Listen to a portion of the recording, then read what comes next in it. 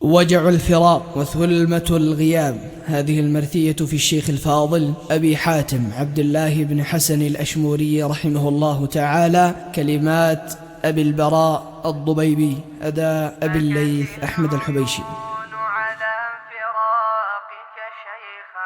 بكت العيون على فراقك شيخنا، قالوا رحلت ويا لفقدك منك مد. ما كل من يأتي علينا بعدكم يملي مقاما قد تحلى بالرشد. حزن على فقد الكرام جميعهم، لكن عليكم كان حزنا من كمد. نلنا المآسي في فراق أحبة، واليوم ذقنا مر كأس في أحد. ذقنا مرارة فقدكم ورحيلكم، كانت علينا كالشرار من الوقد. يا شيخ عبد الله يا رجل التقى، شيخ المكانة والرزانة والرشد. إنا لنحسبكم وربي حسبكم، شيخ الديانة والصيانة كالوتد. إنا لنعرفه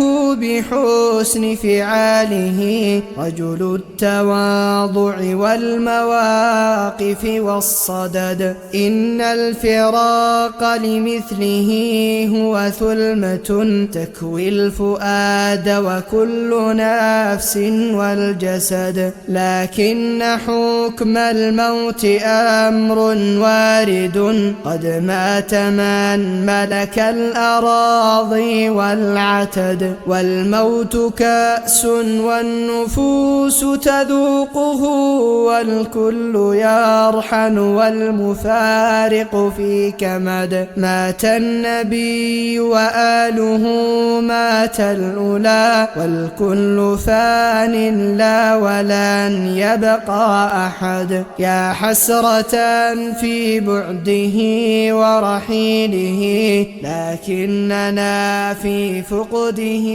ندعو الأحد. يعفو ويغفر زلة وخطيئة كسبت يداه، وكل ما منه ورد. يا ربنا نرجوك رحمة شيخنا، في قبره يلقى نعيما للأبد.